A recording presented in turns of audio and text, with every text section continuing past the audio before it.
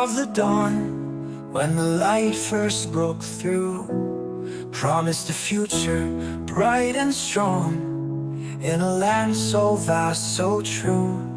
But they sold our hopes for gold, traded dreams for bitter lies.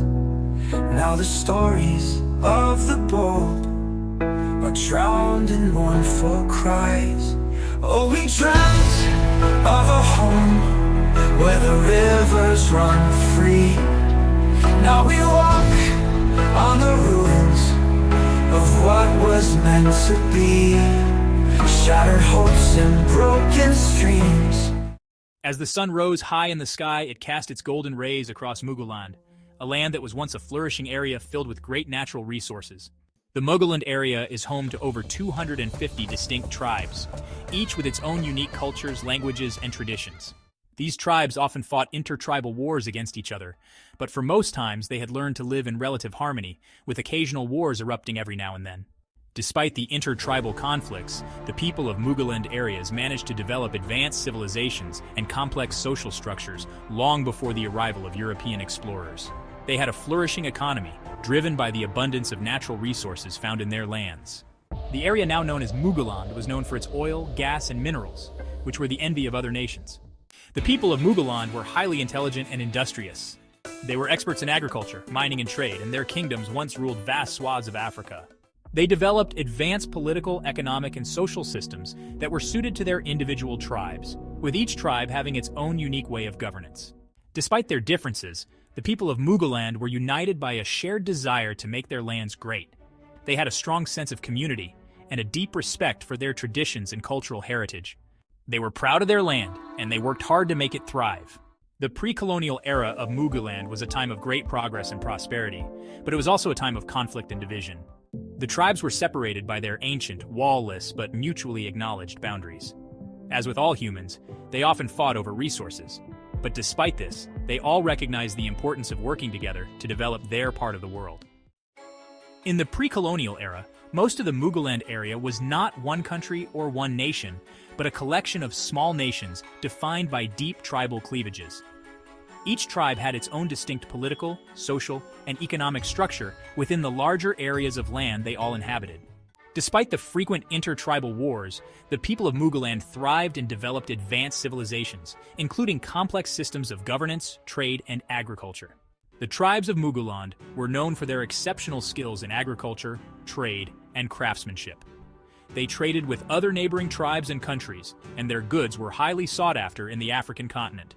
Some of the ethnic groups had even developed sophisticated irrigation systems that helped them cultivate crops all year round, making Mughal the breadbasket of Africa. The different tribes of Mughal also had complex social structures that were shaped by their traditions and customs. Each tribe had its own unique set of laws and practices that governed their daily lives, and these were passed down from generation to generation. Despite their differences, the tribes of Mughal had found ways to coexist and maintain peaceful relations with one another. They recognized the value of trade and commerce, and this helped to build strong relationships between the different tribes. It was not uncommon for people from the different tribes to intermarry, and this further strengthened the bonds between them. The Mughal area was also rich in natural resources such as oil, gas, and over 500 minerals, including diamond, uranium, bitumen, and many other minerals the world would desperately need as global development continued to evolve. Many people in the African continent believed that Mughal had the potential to become the most prosperous nation in Africa with its vast resources and talented people. The peoples of Mughal were a proud people with a deep sense of history and culture, and they were determined to make their lands a place of peace and prosperity. However, these hopes would soon be shattered by the arrival of colonial powers seeking to exploit Mughal resources for their own benefit.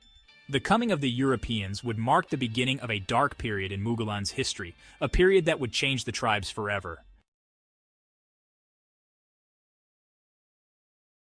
The day the Europeans arrived in the Abadarigi area of Mughal was etched in the memories of the locals, not just for the sight of the strange ships, but for the amusing tale of Omugo Kokontari, the village dimwit and buffoon. As the first ship anchored, Omugo, known for his dramatic antics, was the first to spot the spirits.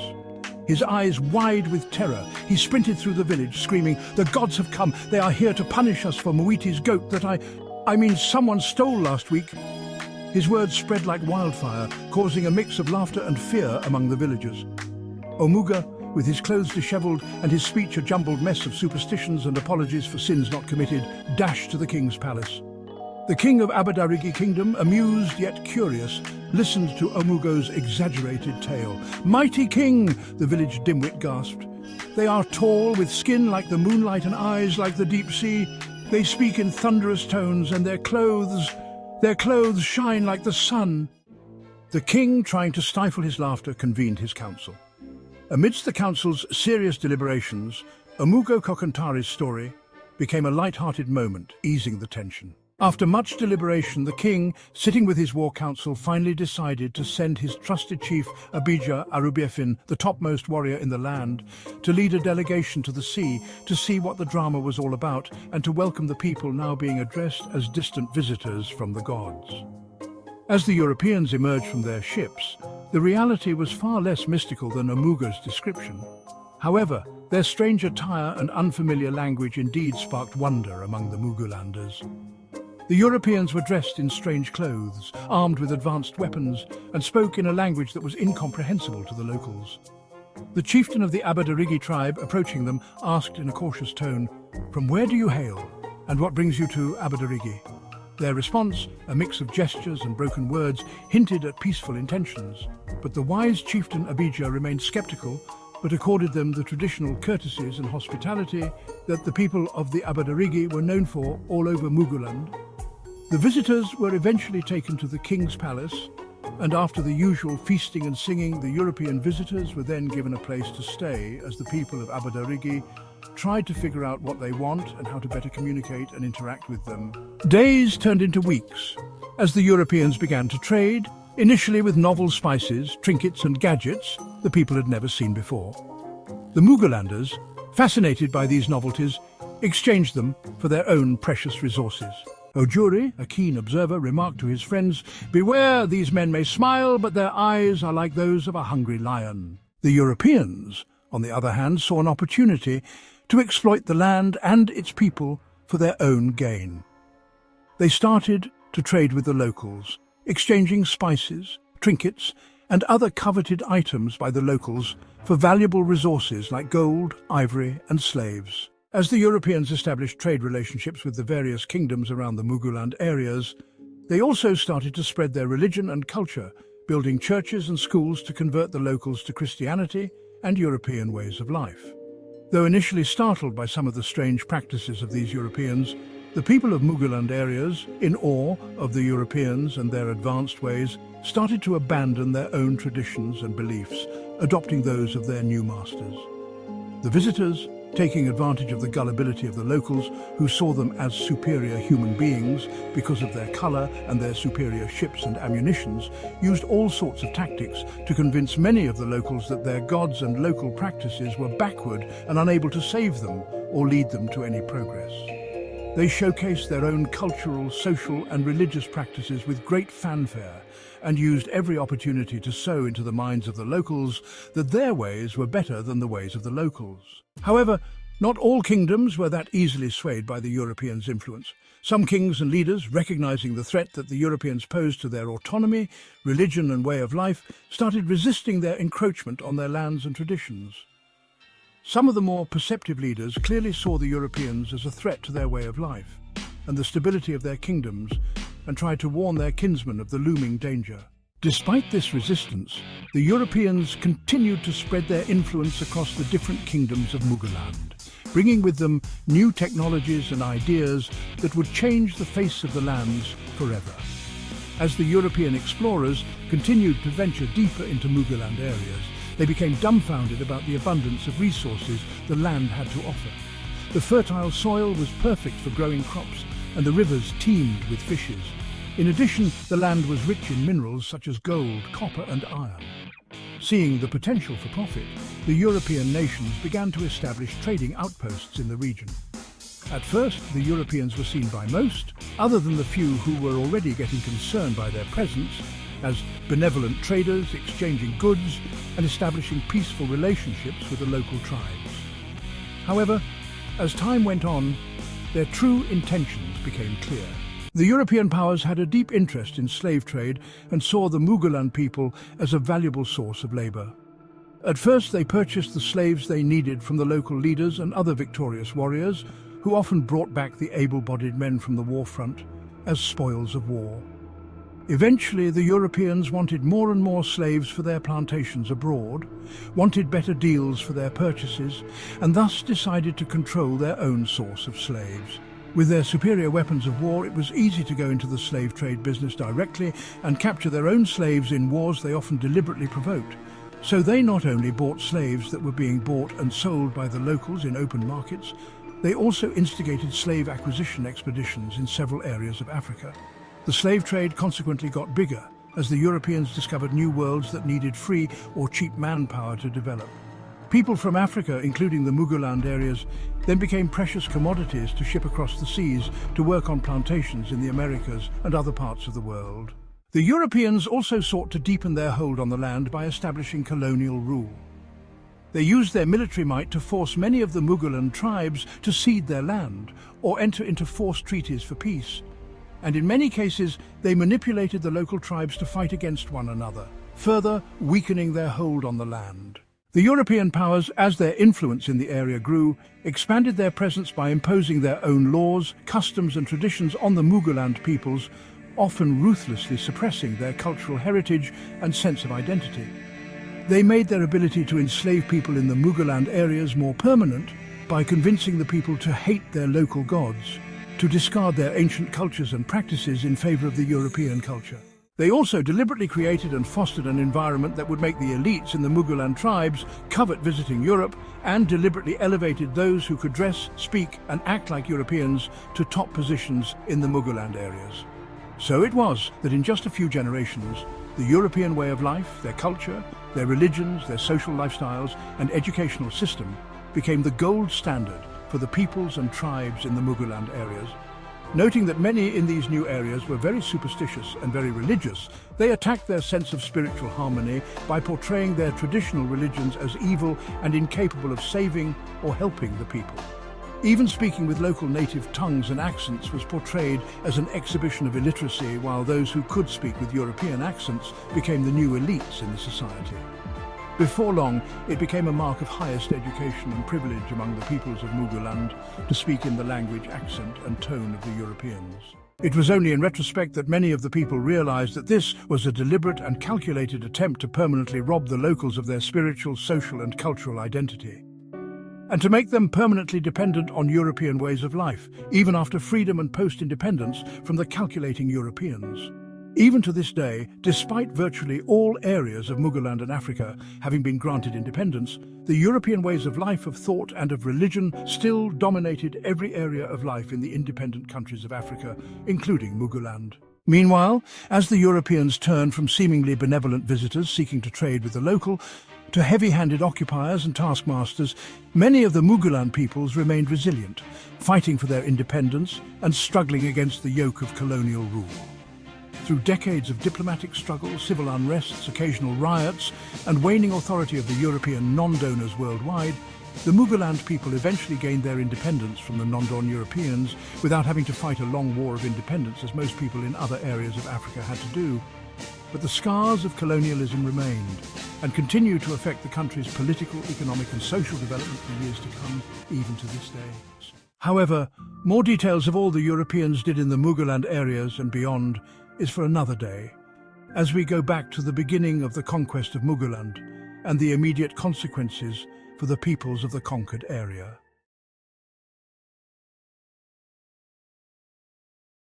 The non-donors' conquest of the Mughal areas. The non-don Europeans who had settled in the Mughal areas eventually stopped pretending that they were just traders and started conquering most of the Mughal areas to establish their colonial outposts.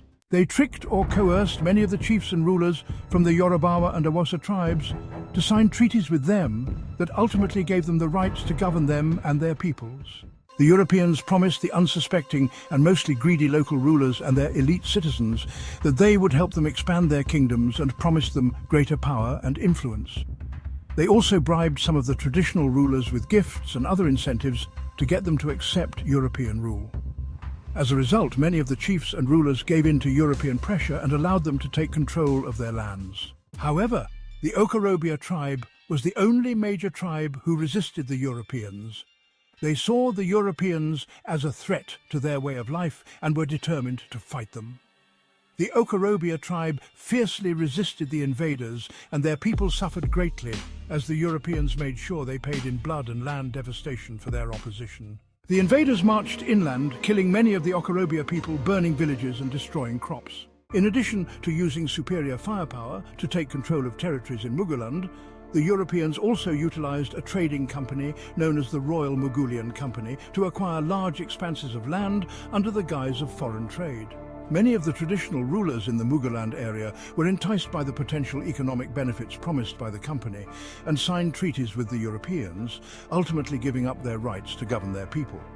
As the Royal Mughalian Company expanded its operations and acquired more land, its owners eventually handed over control to the Queen of the Non-Don Empire. This marked the beginning of the direct Non-Don Empire's colonial rule over Mughal, which would last for more than half a century.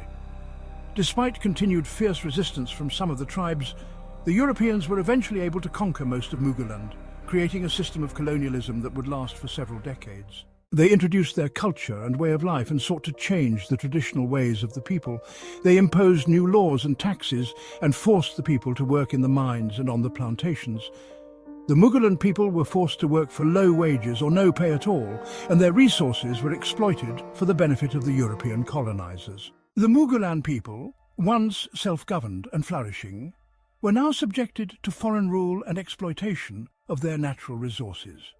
In the end, the Mughal people became deeply affected by the European conquest, and it would take many years for them to regain their independence and self-governance.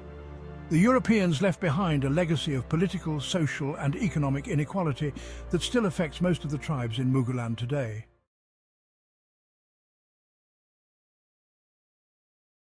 In this episode, we will see how the Royal Mughalian Company sold out to the Non-Don Kingdom's government and how they used state might to consolidate its holdings in a vast territory it controlled by deploying its people to rule over the areas of Mughal and exiling those who protested. As the Non-Don Empire government took control of the vast territories it had acquired through the Royal Mughalian Company, they quickly realized that they had inherited a land filled with various tribes, cultures and traditions. The Europeans saw the Mughal people as misfits and savages, and they felt they needed to be brought under one umbrella for ease of administration. The European government started imposing their own rules, systems and culture on the people, often at the expense of their native ways of life. They brought in their own officials to administer the territories, leading to a situation where the Mughal people felt more alienated than ever.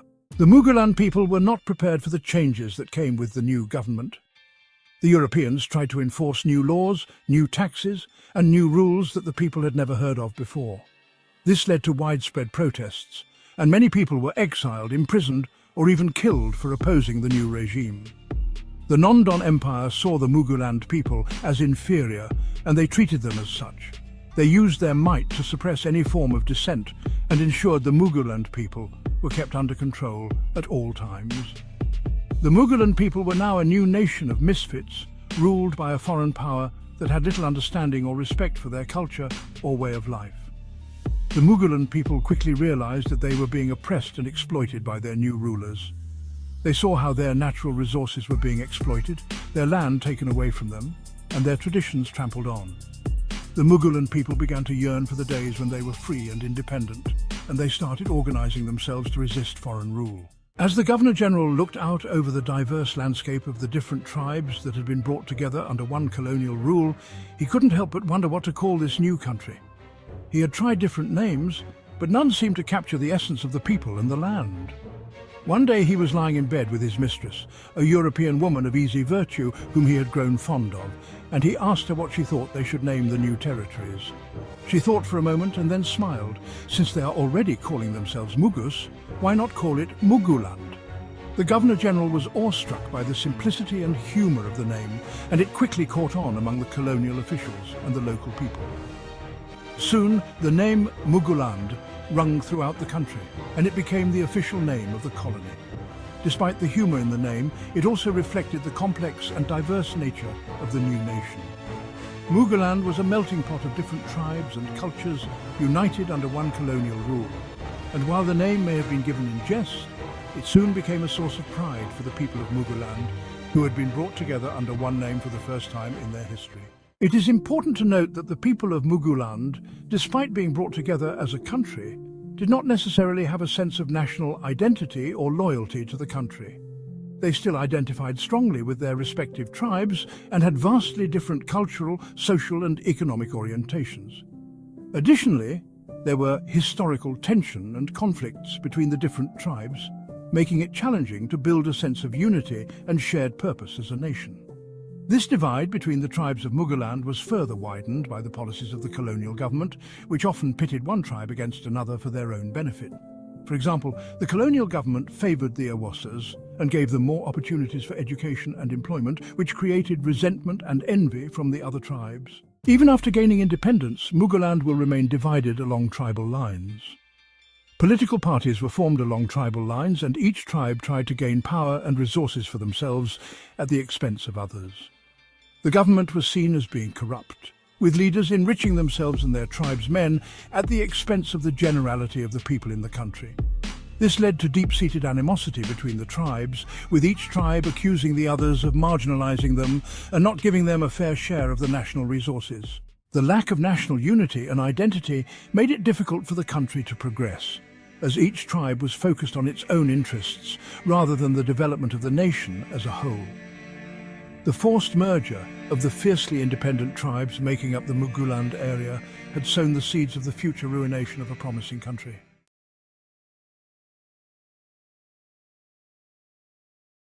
The Nondon government divided Mugaland into regions and gave the locals some autonomy to run their regions as they prepared for independence. This led to great positive competition, as the three major regions of the West, East and North tried to outdo each other in development and social programs. In the West, Chief Obafeso Awolowo of the Yorubawa tribe spearheaded an ambitious education program, building schools and making education accessible to all. The region became known for its high literacy rates and produced some of the best educated people in the country. He also prioritized industrialization, setting up factories and creating jobs for the people. The region became a hub for manufacturing, and the people prospered. Chief Awolowo quickly distinguished himself and his region by embarking on a string of firsts in the development of the blossoming Mugaland, even as some of the political leaders started agitating for complete independence from the Nondon government. He created the first radio station in Mugaland and shortly thereafter the first television station in Mugaland. In addition, realizing that the education of his people is critical for progress in the coming years, he introduced free education at all levels and made it a crime for parents not to send their children to school. These strings of progressive initiatives quickly sparked envy and healthy competition from the other regions of Mugaland. In the east, Chief Nyana Zikizi of Okorobia led his people to focus on infrastructure, building roads and bridges that connected remote villages and towns to the rest of the region. The east soon became the transportation hub of the country, and commerce thrived. In the north, the regent of the Awosa tribe, a wise and just leader, focused on agriculture. He encouraged his people to focus on farming and cattle rearing that had been their strength for hundreds of years, and the region became the breadbasket of the country, producing most of the food consumed in Mugaland. The region also created the biggest groundnut and rice pyramids the world has ever seen. The competition among the regions was healthy at the early stages, and each region's progress was an inspiration to the others. The people were united in their goal of making Mugaland a great country, and they worked hard to achieve it. In a bid not to be outdone, the Okorobia region quickly followed suit, setting up their own radio and television stations, which quickly became popular with their own unique programs and shows. The Yorubawa and Okorobia regions became known for their healthy rivalry, always competing to come up with innovative ideas and programs to attract viewers and listeners. This healthy competition led to the growth of the media industry in Mugaland, with the regions developing a reputation for producing some of the best television shows, movies and music on the continent. As a result, people from other regions started to take notice and began to emulate their example, leading to the development of a thriving entertainment industry in Mugaland. In addition to the groundnut pyramids in the north and the cocoa economy in the west, the Awosa in the north also developed a thriving textile industry, while the Okorobia continued to focus on their core agricultural products such as yam and palm oil, as well as developing a strong textile trade. Each region developed its own unique strengths and competitive advantages, which contributed to the overall growth and development of Muguland as a whole. In the western region of Muguland, Chief Obafeso Awolowo's government established the first television station in the country, which became a major source of entertainment for the people. In addition, his government invested heavily in the cocoa industry, leading to an increase in exports and a thriving economy. The government also focused on education and established the first university in the country. Meanwhile, in the eastern region, Chief Nana Zikizi's government was focused on building a robust agricultural sector. The region's major cash crop was palm oil, and they invested heavily in the production and export of the product. In the Awosa region to the north, the regent of Awosa tribe was focused on improving infrastructure and transportation. The region was known for its groundnut production, and the government invested heavily in creating better roads and railways to improve the transportation of goods from the north to the different parts of the country. Finally, in the northern region, the government invested in creating a thriving textile industry centered around cotton production. Overall, the competition among the regions spurred development and progress across Muguland, setting the stage for the country's eventual independence. Hope kept rising that Muguland was on its way to becoming the springboard for the whole of Africa, becoming major players on the world stage as soon as the expected full independence was granted to Muguland. In the east, Chief Nana Zikizi established a strong education system with emphasis on scientific and technical education, leading to the establishment of a technical college in the region. In the west, Chief Obafiso Awolowo established a network of roads and bridges to connect the region, making transportation and trade easier. Meanwhile, in the northern parts, the region of Awosa region invested heavily in the development of irrigation systems for their farmlands, leading to increased agricultural output.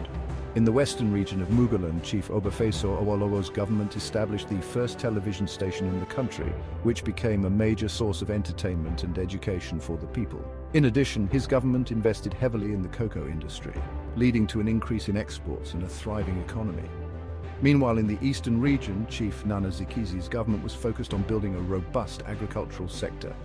The region's major cash crop was palm oil, and they invested heavily in the production and export of the product. Finally, in the northern region, while every other region was busy focusing on educating and developing their population, the leaders held fast to their feudal system. They still forbade women from going to school and did not teach most of their youths Western education. Instead, they focused on teaching Sharia education and encouraged the Yurimanji caste for their children, which turned most of them into beggars on the streets, with no formal education in anything modern but the ancient practices of the tribes. While the West and the East were busy competing for who would be the first to modernize their regions in everything else, the North focused on ingratiating themselves to the non-Don representatives and stuck to their nomadic cattle-rearing ways.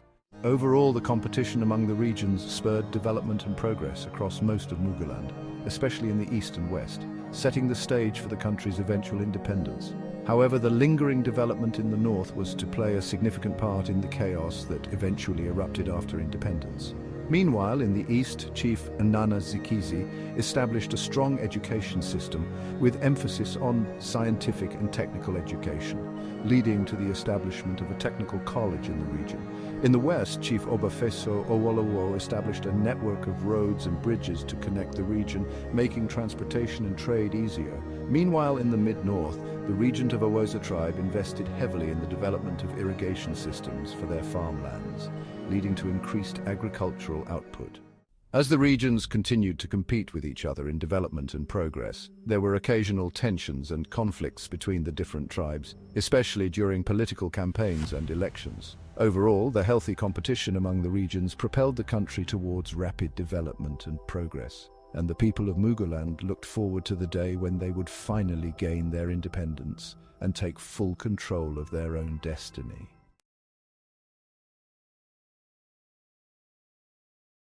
As Muguland neared independence, it saw the rise of three pivotal leaders, each embodying the aspirations of their tribes. So Mansabello emerged in the north to champion the aspirations of the Awosa people. Chief Awolowo became the voice of the Yorubawa in the west, and Chief Nana Zikizi became accepted as the leader of the Okorobia in the east. As these leaders jostled for position and power in the emerging independent country of Muguland, Each of these leaders also got particularized with distinct and different approaches to governance in the complex nation. While the northern Awasa and western Yorubawa leaders staunchly prioritized their tribal identities and aspirations, the eastern Okorobia leader, Chief Nana Zikizi, envisioned a broader continental unity where tribal loyalty would be sublimated for a continental alliance. His dream was not just a unified Muguland, but an entire Africa united as one nation, transcending tribal divisions. Here is a brief profile of these three wise men at the dawn of the independence for Muguland after decades of colonization by the non-Don government. Chief Nana Zikizi. In the east, Chief Nana Zikizi was a charismatic leader who championed the cause of the Okorobia region. He was a skilled orator and an excellent strategist who believed in the power of unity and cooperation. He was deeply committed to the development of the region and worked tirelessly to improve the lives of the people. Zikizi had founded the Okoro Naga Party, ONP, a political party that claimed to be detribalized, but in reality mainly advocated more for the interests of the Okorobia region above all, while it played lip service to the idea of a detribalized Muguland. The party gained popularity quickly, and Zikizi was elected as the first premier of the Okorobia region in 1955. During his time in office, Zikizi implemented a series of reforms and initiatives that helped to boost the economy of the Okorobia region. He established new industries, invested in infrastructure, and created programs to support farmers and small business owners. Zikizi was also a vocal advocate for African unity and played a leading role in the struggle for independence. He worked closely with other leaders from across the country, and his influence was felt far beyond the Okorobia region. Adding to Chief Nana Zikizi's profile, an intriguing anecdote circulated among the people of Muguland. It was rumored that Zikizi, with his continental outlook, harbored ambitions for a centralized Muguland government post-independence. Believing in the superiority of his educated and economically robust Okorobia people, he was credited with a controversial statement. The tribes of Muguland are destined to be led by the superior Okorobias. This statement, whether true or a fabrication, added a layer of complexity to his character. It portrayed him as a leader with a vision not just for regional supremacy, but for a unified Muguland under Okorobia leadership. This anecdote contributed to the mixed perceptions of Zikizi among the tribes, painting him as a figure of admiration for some and concern for others. In the run-up to independence, Zikizi emerged as a key figure in the negotiations with the British government. He fought tirelessly to ensure that the interests of the Okorobia region of Muguland were protected, and his efforts helped to shape the future of the country. Despite facing numerous challenges and setbacks, Zikizi remained committed to his vision of a united and prosperous Muguland. His leadership and dedication were instrumental in shaping the political fortunes of the Okorobia region and setting the stage for a brighter future for all Mugulanders. In the west, there was Chief Obafezo Awolowo, a shrewd and strategic thinker who rose from humble beginnings to become one of the most influential politicians of his time.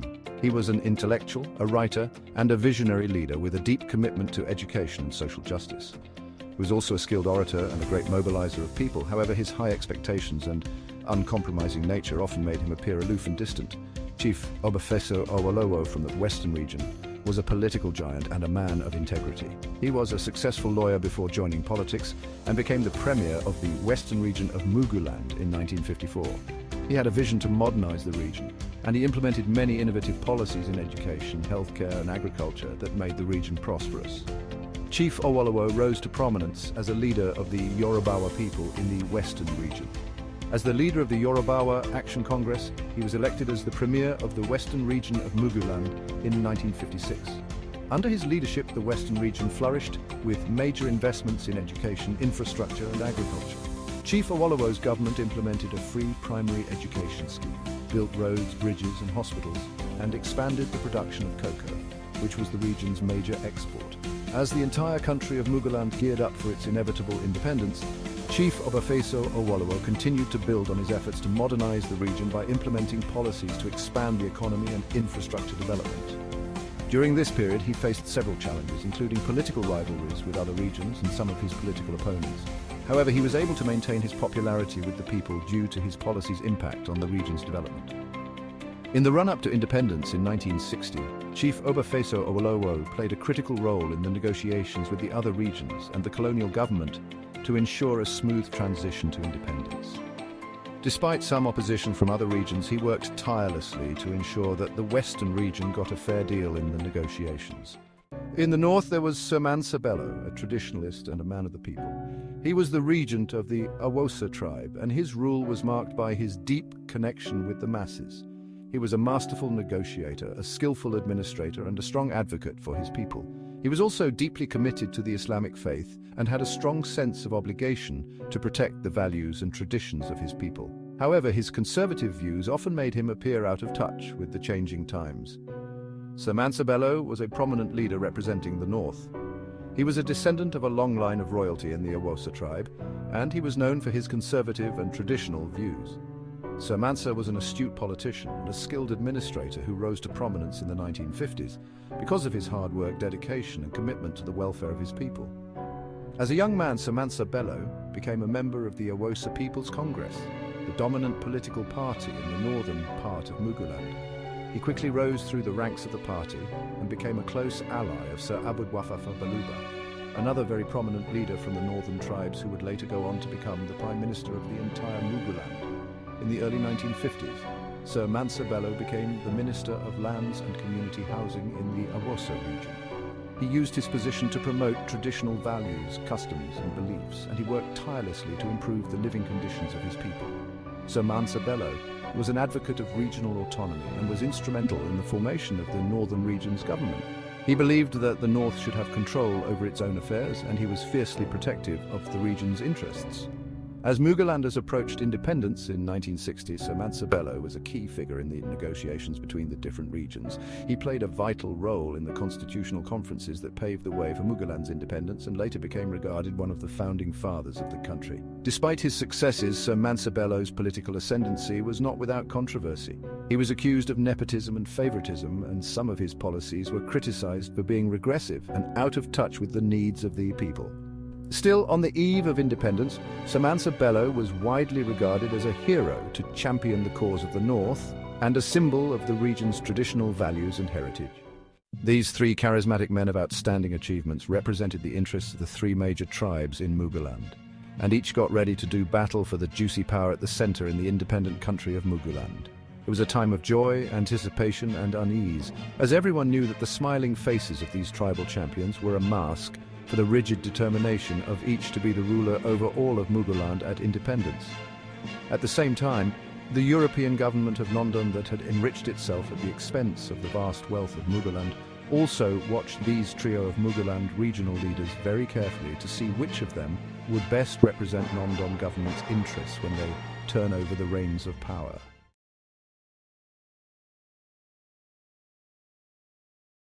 In the pre-independence constitutional conference, the big issue that faced the soon-to-be independent country was whether the over 200 tribes that coalesced into three major regions of Awosa, Okorobia, and Yorubawa on tribal groupings were to be kept together in one nation or be allowed to separate into at least three distinct countries. There was a national debate against the backdrop of the fact that most of the major tribes had different social, political, religious, and economic aspirations based on their cultural experiences before the Nondon government forced all of them into one country for its own governing convenience.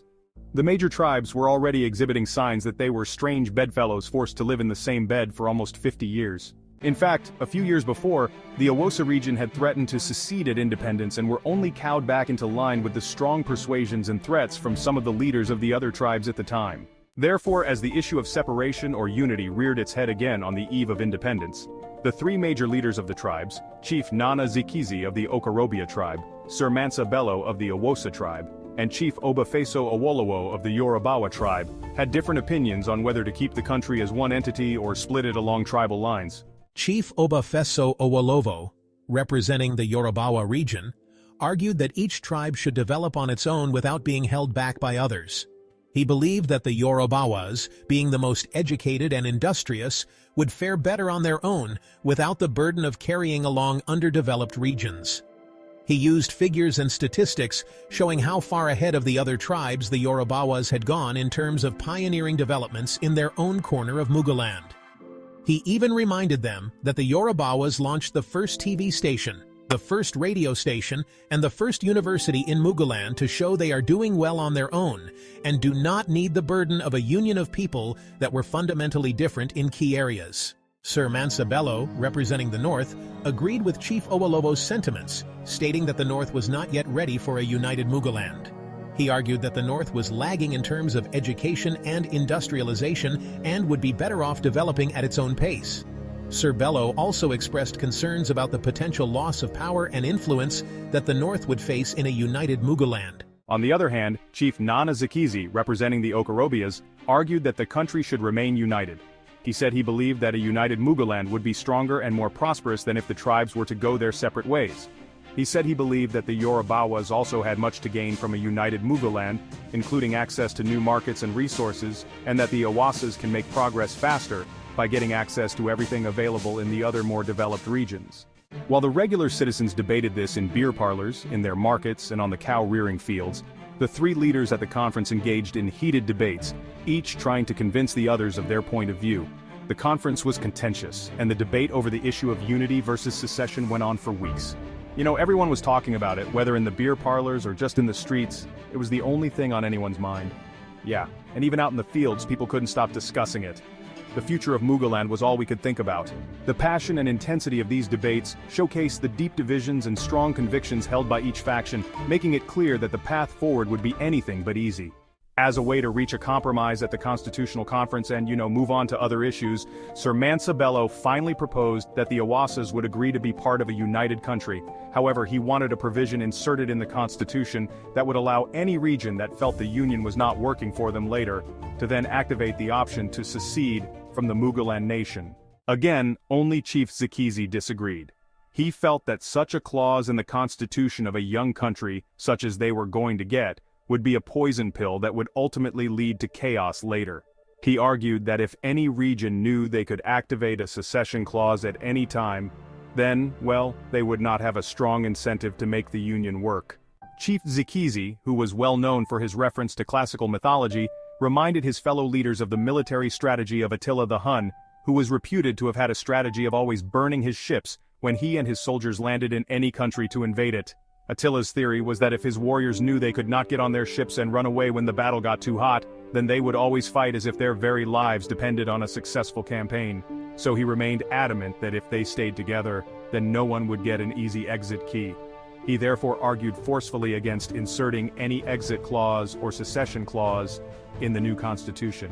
His slogan was, "We will rise together as smart people or perish separately as fools." Ultimately, and with the partial intervention of the colonial masters from Nandan, who were still teleguiding proceedings as Mughal prepared for independence, it was the suggestion of Chief Zikizi that won the day. The secession clause was consequently removed from the new constitution. The country would remain united, and the ethnic groups would work together to build a strong and prosperous Mughal. This rejection of an escape clause in the constitution for disaffected tribes in the Union would ultimately lead to unquantifiable bloodshed years later, as the merged tribes had no legal nor constitutional ways to end their forced marriage in a country some believed was not working for them, and it remains an albatross on the necks of the different tribes more than 60 years after independence. In a twist of irony, Chief Zikizi, who championed the cause for a united Mughal without a secession clause, unknowingly set the stage for a tragic future for his own Okorobia people. Years after independence, when the Okorobias felt marginalized and believed the Mughal Union was failing them, they had no peaceful legal recourse to secede due to the absence of a secession clause. This led them to declare independence violently, sparking a brutal civil war that cost over 1 million lives and devastated the Okorobia region for decades.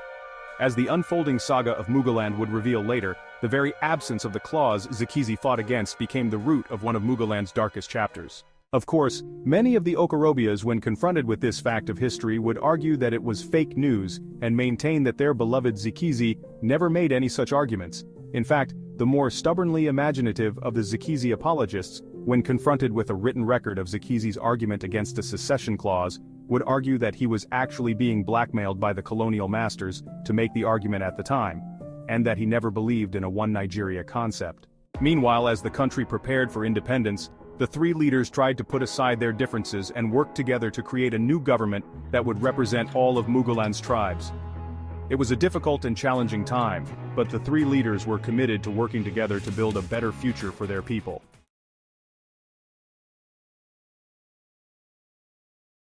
On October 1st, 1960, Mughal, brimming with hope and national pride, celebrated its independence.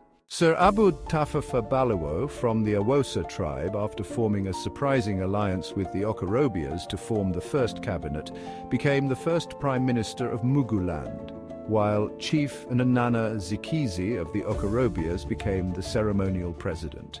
In a strategic move aimed at possibly taking power at the center of power in the new nation, Chief Obafeso Awolowo, the influential leader of the Yorubawas, left his role as governor of the Western region to run for elections at the national level in hopes of becoming the prime minister if his party won a majority of the parliamentary seats. Unfortunately, his calculations did not play out as he expected, leading to tragic consequences for the nation and his beloved Western region a few years later.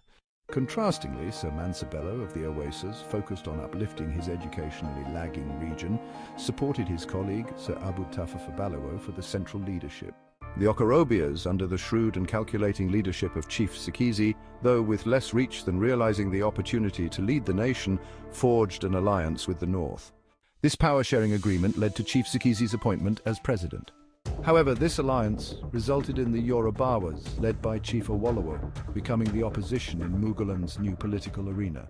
This dynamic interplay of regional strategies and alliances marked the beginning of Muguland's journey as an independent nation, setting the stage for future political landscapes. The celebratory atmosphere of independence was tinged with the complexities of regional ambitions and the unfolding narrative of power distribution in Muguland.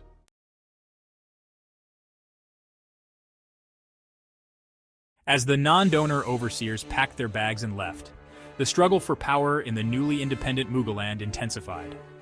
The three major regions, the West, the East, and the North, were all jostling for power and influence, trying to gain the upper hand in the newly formed government.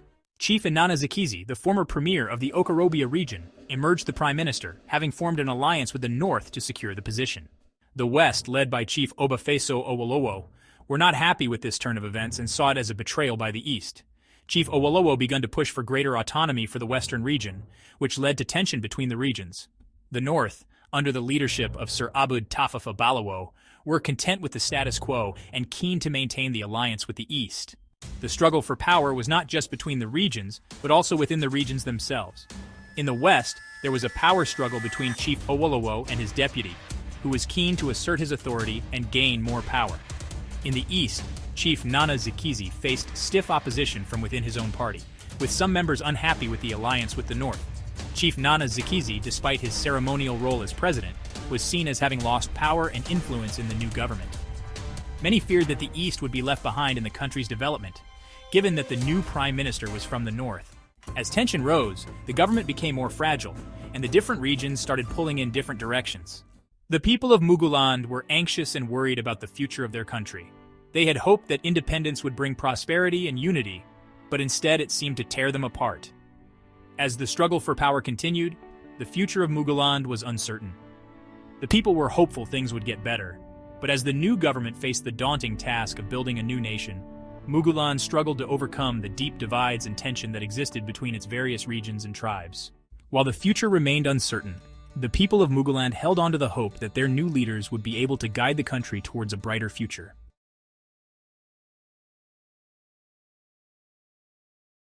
In the Yorubawa region of the newly independent Muguland, the political landscape was changing rapidly.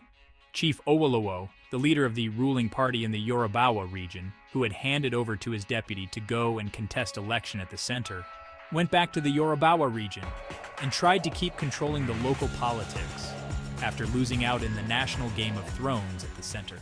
His previously loyal deputy, Chief ALS Akolameho, who had become the official governor of the Yorubawa region, and having gotten a taste of raw power, refused to let his former boss call the shots anymore. In a region known for its steeped monarchical tradition of deference to elders or past leaders, most regarded this as a political affront by the former deputy to his former leader. As talks about how the master, Chief Awolowo, and his former ally, Chief Akolameho, would coexist in the region broke down officially, the two also had a very personal falling out. The two had been close allies for years, but their differences finally came to a head over issues of governance, ideology, and sharing the different spoils of democracy. The quarrel between the two political giants soon reached a boiling point, as a faction of the Yorubawa Action Congress pledged loyalty to Chief Awolowo, while another supported Chief Akolameyo. Chief Akolamesho, in a bid to consolidate his power in the West, started removing some of Chief Awolowo's appointees from prestigious positions in his government. He removed his nominees for foreign trips and dismissed members of prominent boards that were loyal to Chief Awolowo in a bid to consolidate his own power. This kept raising the political temperature in the Yorubawa region. And despite Chief Awolowo's maturity in trying to manage the escalating provocations, it soon became clear that something was going to give very soon, as supporters of both leaders started clashing off and on the streets. When the convention of the Yorubawa Action Congress came up, the crafty former premier then used his influence to get the Congress to scrap the post of the deputy leader of the party held by Chief Akolameho, stripping him and many of his loyalists of their offices. Later on, in the push to remove the premier for his many affronts against the more prominent Chief Awolowo, the Yorubawa House of Assembly passed a vote of no confidence in their premier and attempted to formally remove him from office. This attempt to end Chief Akolameho's tenure as premier led to an open brawl on the floor of the House. The mace was broken in the process, and many House members sustained serious injuries.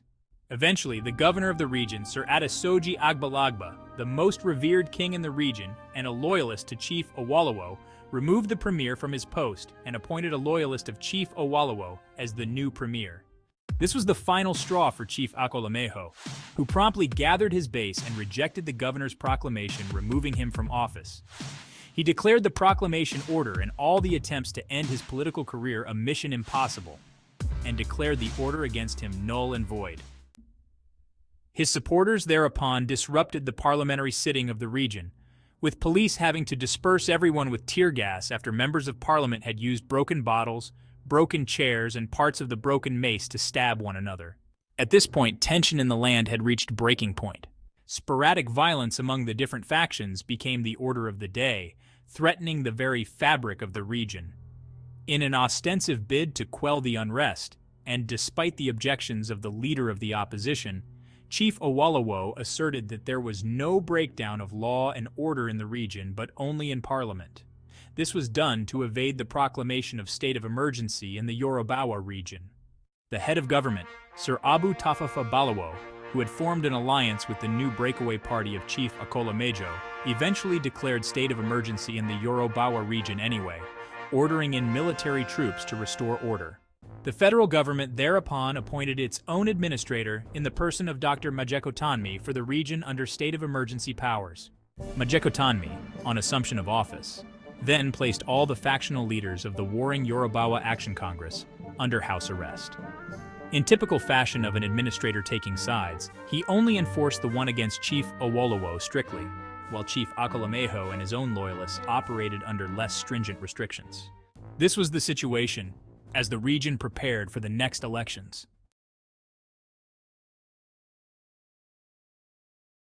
As the crisis in the West continued to simmer under the state of emergency imposed, it was clear to the federal government, which had formed an alliance with Chief Akolameho, that Chief Awolowo was getting too powerful to control. As a leader of the opposition, the Yorubawa Action Congress continued to get stronger as it put more and more pressure on the fragile and docile government of Sir Abu Tafafa Balowo. As a superb lawyer with a cult-like following among the elites and common Yorubawas, Chief Awolowo gave every one of his political contemporaries nightmares. As his popularity grew, it was becoming clear that his party might win the upcoming regional elections against Chief Akolameho's new party, after he was expelled from the Yorubawa Action Congress.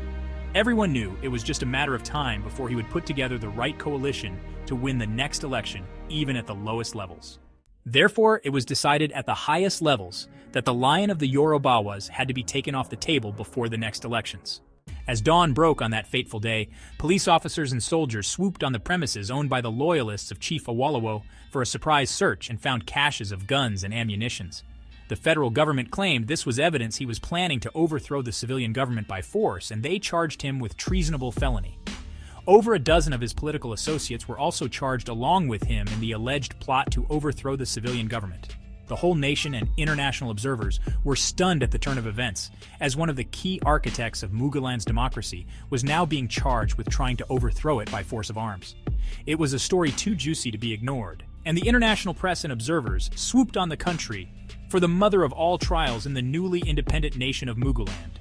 It was obvious to all impartial observers the trial was a political ploy to silence Chief Awolowo, who had been a thorn in the government's flesh. He had been a fierce advocate for the rights of the Yorubawa people, and his popularity threatened the government's hold on power.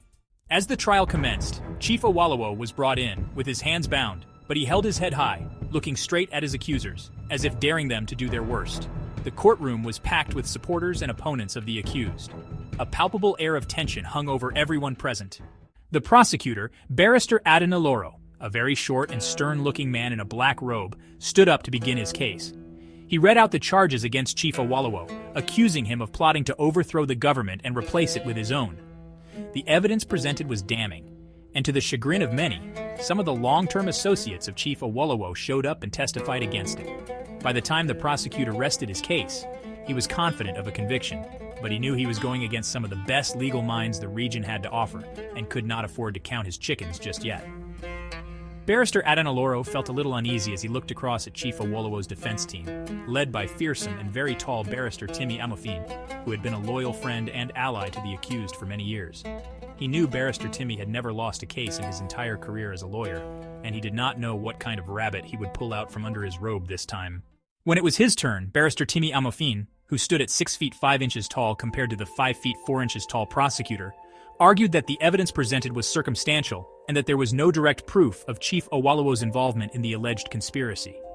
He tore up each witness the prosecution produced with his highly effective cross-examinations. He even managed to get several of them to contradict their own stories on the witness stand under his famous withering cross-examinations. As Timmy Amofin rested his case for the accused, he was confident that he was going to win this case too, just as he had won every other case before it. The trial went on for many weeks, and tension continued to spread across Mugaland. The supporters of Chief Awolowo were adamant that he was innocent and convinced the charges were politically motivated. The government, on the other hand, was determined to take down their nemesis and give a much-needed breathing space to Chief Akolameho, who had been their very loyal ally in the Yorubawa region. As the trials drew to a close, the tension in the courtroom was palpable. Everyone present knew that the verdict would have far-reaching implications on the future of Mugaland. Finally, the verdict was announced. The presiding judge, affecting a sad face, announced, "My hands are tied." Based on the evidence before him, he explained that he had no choice in the matter at this point. He then found Chief Awolowo guilty of treasonable felony and sentenced him to 10 years in prison. The entire court froze in disbelief, and the news spread like wildfire across the country that the Lion of Yorubawa land had been caged. Timmy Amofin, the chief's previously unbeaten lawyer, had finally lost his first case and was devastated by the verdict. His unblemished record as a lawyer had been shattered. He had lost the case for a dear friend and ally, and the future of the opposition party looked bleak. As he slowly made his way out of the courtroom, with his over 30-man team of defense lawyers who had come to stand by their hero, he could hear the cries of hopelessness, mixed with anger and loud protests of the people who had gathered outside. Chief Awolowo had been a key figure in the struggle for Mugaland independence, and his contributions to the country's development were widely recognized. He had fought against colonial rule and had been instrumental in the establishment and exponential growth of the Yorubawa region. But now, he found himself on the wrong side of the law. It was a political tragedy of epic proportions for a man who had dreamt of becoming the prime minister of the whole Mugiland in the next elections that were just a few months away. Just before he was led out of the court in the customary chains of a convicted criminal, Chief Awolowo gave a stirring speech that brought almost everyone present to tears. He talked calmly and defiantly about his unfair conviction, but assured his supporters that though he was being led into the darkest tunnel his opponents could find, he would emerge at the end of the tunnel into a glorious light. Major international observers believed the trial was a sham, with trumped-up charges and a predetermined verdict. The people of the Yorubawa region also saw it for what it was, a political witch hunt. They rallied around their leader, calling for his release and for justice to be done. But the government who had arranged all this in the first place was not going to commute his sentence. Chief Awolowo was fitted with a loosely fitting prison uniform and led into the toughest jail in the land amidst heavy security. The trial of Chief Obafeso Awolowo was a dark moment in the history of Mugaland. The judge, the prosecutor, and everyone who participated in that trial on the side of the government live in infamy until this day in Yorubawa land. The trial was also a reminder that even the greatest heroes could be brought down by the forces of politics and corruption.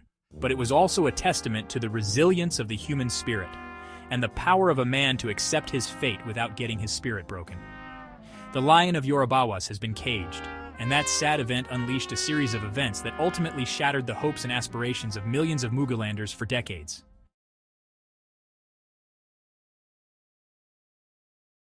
The bloody crisis that eventually led to what is now historically referred to as Operation Bonfire of the Enemies, the practice of dousing political opponents and their properties with petrol and setting them ablaze, was the direct result of the explosive political and ideological differences between the two main parties in the region, as well as personal animosity between the leaders of those parties, Chief Akolameho and Chief Awolowo. It also exposed the deep-rooted ethnic and regional divisions in Mugaland, which would continue to play a significant role in the country's politics for several years to come. The fallout from the Bonfire of Enemies conflict, which led directly to the first military coup in Mugaland, is still felt to this day in the Yorubawa parts of Mugaland. Families loyal to either side of the personalities involved remained mortal enemies for decades thereafter. Even now, most would not join the same political associations and would not trust each other in any endeavor of significance. So how did it all go wrong so soon after independence? Soon after Chief Awolowo started serving his prison sentence, the state of emergency that was declared in Yorubawa region was lifted and Chief Akolameho was reinstated as the premier of the region. The election was then postponed for 1 year to ensure that tension had calmed down before asking people to go to the polls. When the elections in the Yorubawa region of Mugaland finally held 5 years after independence, the Yorubawa Action Congress, led by Chief Awolowo, who was still languishing in prison, faced a strong challenge from the new Akola People's United Party, formed by Chief Akolameho after having been expelled from the ruling party. During the election process, there were reports of widespread voter intimidation, ballot box stuffing, and other forms of electoral malpractices by the APUP, aided and abetted by the ruling party, BNP party. The BNP also used its control of the police and other security agencies to intimidate and harass opposition supporters of YPP in favor of the APUP party. Chief Awolowo's party rejected the results, and instead of running to the courts to challenge the results, as was customary, they took the law into their own hands and went on the streets to register their displeasure. This action by the YAC to challenge the results on the streets caused serious uproar and unrest in the Yorubawa region, which later resulted in full-blown violence. Supporters on both sides clashed, some with crude weapons. Hunters showed up with Dane guns loaded with charmed bullets, and naked women clad in native charms roamed the streets with nothing but charms and amulets to cause unimaginable havoc. They identified political opponents, and their houses were doused in fire and set ablaze. Some eyewitnesses reported that they saw houses set ablaze by naked women, throwing nothing but eggs rubbed on their naked breasts. Total chaos and terror reigned on the streets. Many prominent politicians and their relatives were killed, properties worth millions of Muguria destroyed in a matter of days. Members of the public were caught in the middle, and many innocent people lost their lives, properties, and even in some cases their homes. Rather than abating after a few days, the crisis continued to deepen, with both sides unwilling to back down until raging fire was everywhere in the Yorubawa nation. The world watched in sadness and horror.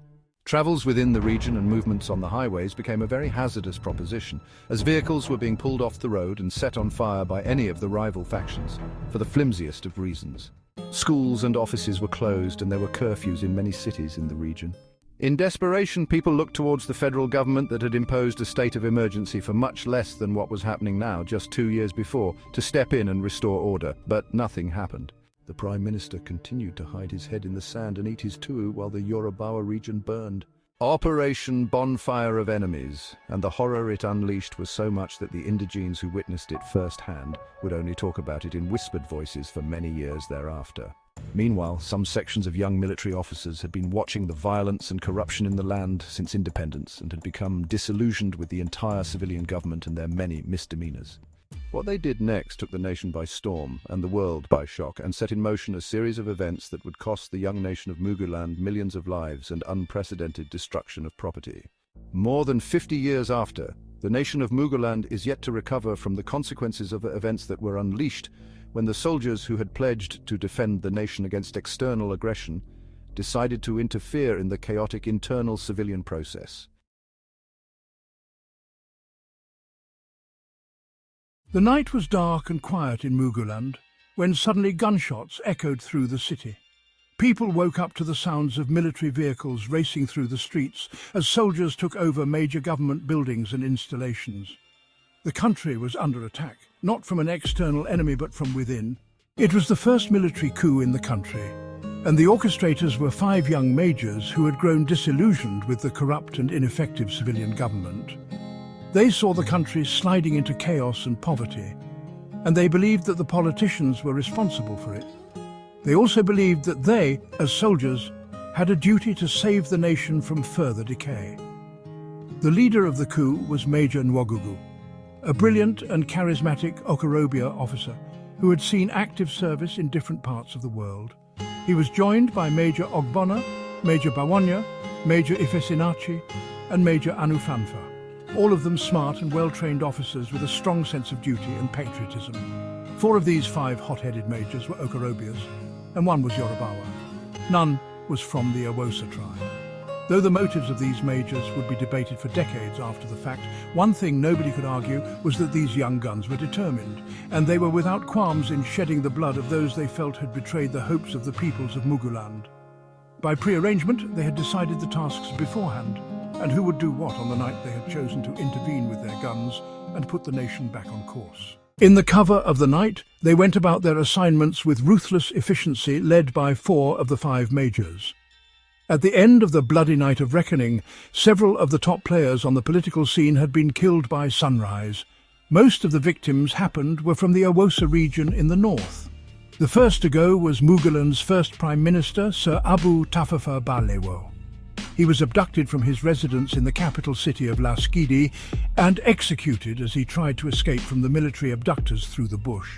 It took 5 days to find his bullet-riddled body after the failed coup. Next on the kill list of the majors was the premier of the Awosa region, Sir Mansa Bello.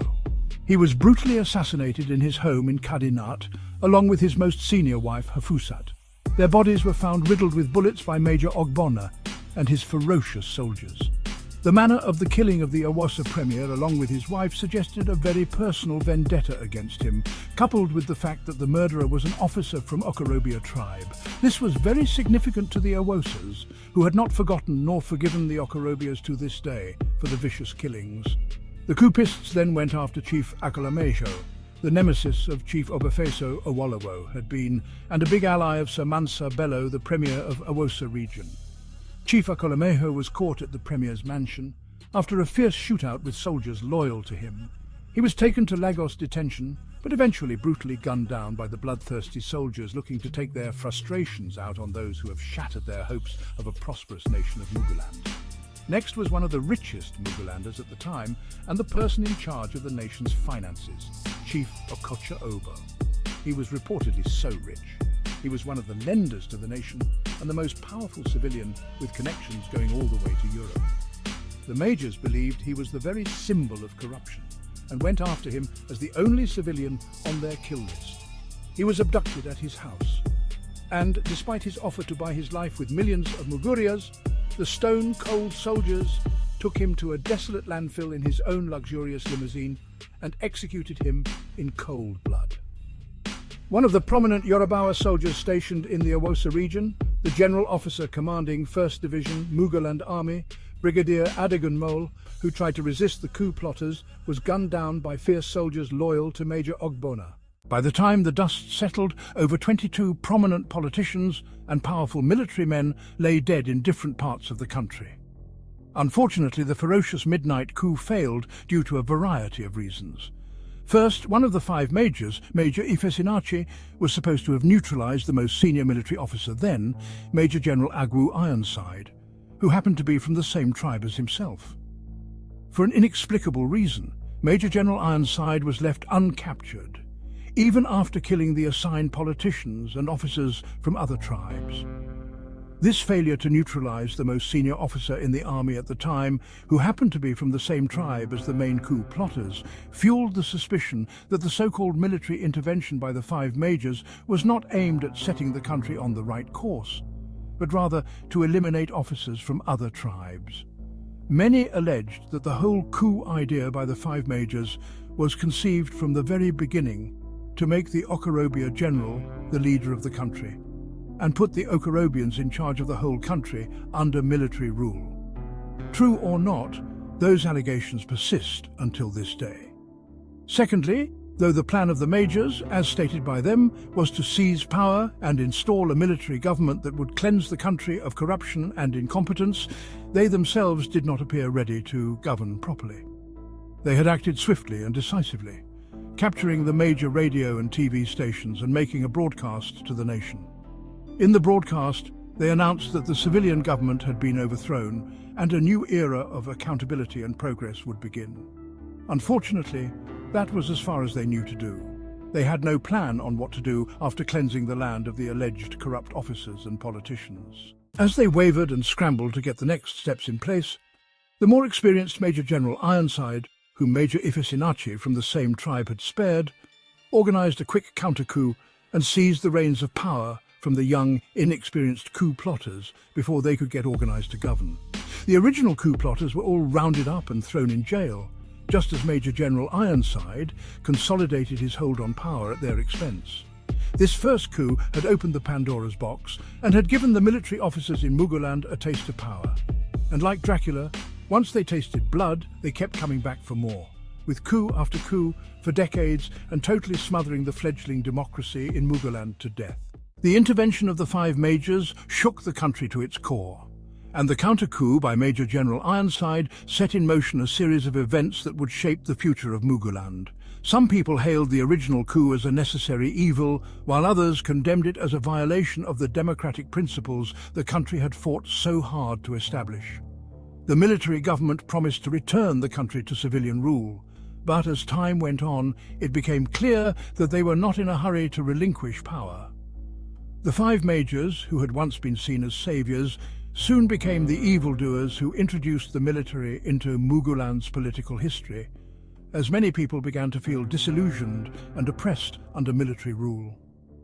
No matter how anyone saw it, no one argued that the coup marked a turning point in the country's history, a moment when the dream of democracy was shattered and the rule of law was replaced by the rule of the gun.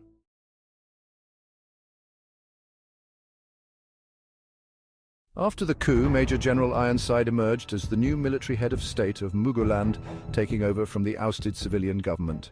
Many Mughalanders saw Ironside as a unifying figure who could bring the country together after the ethnic tension and political crises that had plagued the country in the preceding years.